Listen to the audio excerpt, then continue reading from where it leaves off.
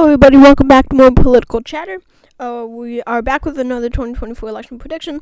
This one, interestingly enough, does not include President Joe Biden nor former President Donald Trump, but it is between a U.S. Senator and a U.S. Governor.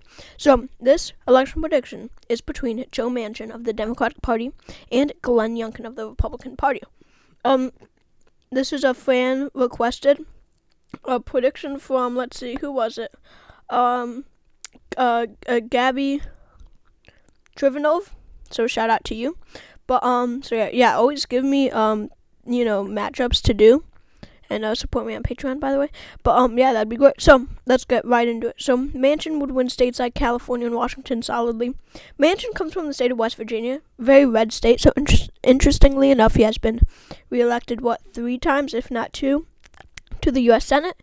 In 2021, Glenn Youngkin was elected the governor of Virginia, a blue state. So it's very interesting to see these two people being elected in states that are not controlled by their party. If you understand what I mean there. And West Virginia used to be one state or colony, and so they're very close together. So let's see how this plays out. So Manchin would win California, Washington, Hawaii, Illinois. You might have heard, You might have heard Joe Manchin in the news lately because he hasn't been standing with President Biden, nor has his friend Kirsten Sinema. That's pretty interesting. States like Delaware, Biden's home state, I don't see going to him because he, distanced himself away from Biden. New Jersey and Connecticut would be likely. 2 states where Glenn Youngkin will be very powerful among parents. Parents are going to turn out for Glenn Youngkin, and we saw that in Virginia because his win shows that the majority of parents, at least in the state of Virginia, do not want critical race theory to be taught in schools. So Youngkin would win Utah, Wyoming, Idaho, Montana, North Dakota, South Dakota, Kansas, Oklahoma, Nebraska at large. Nebraska's first, Nebraska's third. Louisiana, Arkansas, Missouri. Kentucky,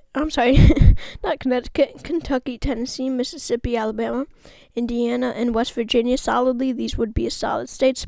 Then states like Alaska, South Carolina, Maine second. Texas, Joe Manchin will not turn out African Americans or Latinos here. He has no relation to them. He comes from a very white state like West Virginia, so he doesn't have much of a chance of winning any minorities down south.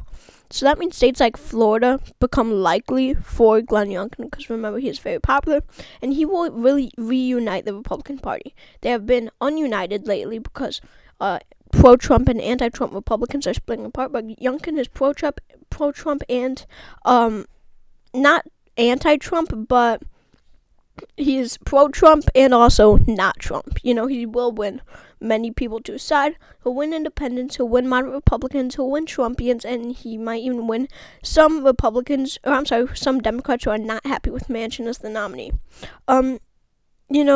I don't even see Manchin coming close in the state of Georgia. That'll flip back red, probably by a likely margin. I see it be close to being lean, but it's probably likely. Along with South Carolina, I don't see why Joe Manchin would do well here in these southern states at all. These will stay likely for the Republican Party. And South Carolina will almost become solid, but I just don't see it quite yet. Then states like Ohio and Iowa, 2 very suburban states. Glenn Youngkin might do even better here than Trump did in 2020, right? Even though Trump had this strange appeal here, along Nebraska second, because there are so many parents who are unhappy with critical race theory being taught in schools, and this is really where Glenn Youngkin will exceed. So these 2 states would definitely go to Glenn Youngkin, probably by a likely margin. And remember, Manchin's approval rating is so down among the Democratic Party. I know Sinema's approval rating is 8% among Democrats, which is insane, and I wonder what Manchin's is. It's going to be close to that because they align together on many, many issues. Progressive state like Oregon, Democrats won't turn out for Manchin. That will be likely for him. And then states like New Mexico and Colorado, I see these 2 states being very close. I think New Mexico will be tilt and Colorado will be lean. There are so many progressive Democrats and Latinos who carry these 2 states for the Democrats in presidential elections, right?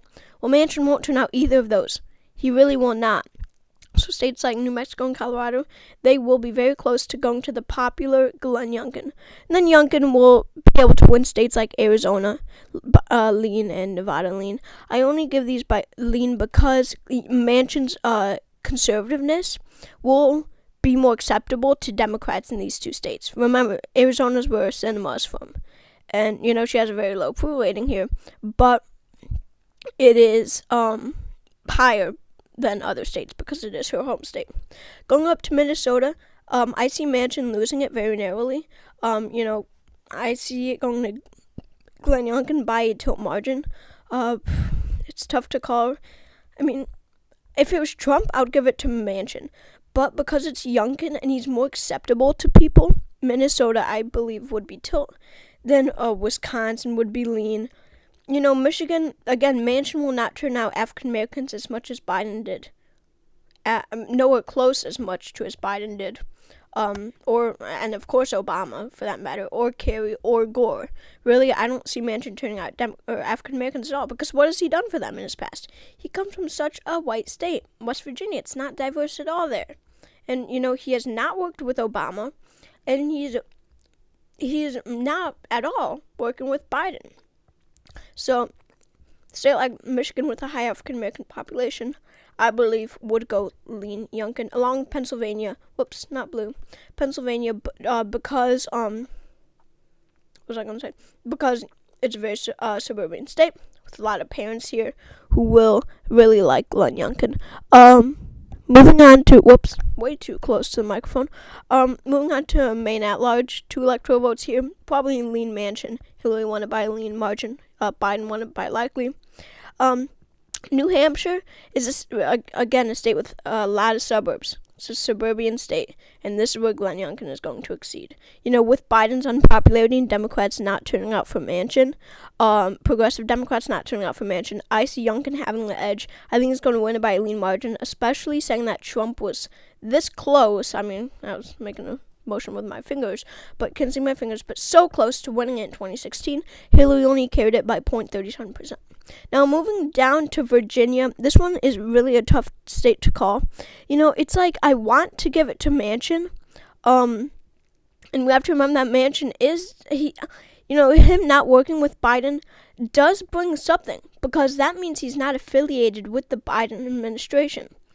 And Terry McAuliffe, who lost the governor's race to Youngkin, he was an establishment Democrat. Manchin is not. But Youngkin, he won here by almost 2 percentage points. That's a lot for a 13-point flip or whatever it was. So this really is a tough state to call. But, I think I'm going to give it to Manchin probably by a tilt margin. I know you might disagree with me. Tell me in the comments. Give me a reason why Youngkin would win the state of Virginia. But yeah, let me know. But it doesn't even matter either way, because Glenn Youngkin wins big with 328 electoral votes to Joe Manchin's 210. If you enjoyed this video, please subscribing, and also please consider joining my Patreon. So yeah, you could give me money for nothing. So thank you for watching. Hope to see you next time.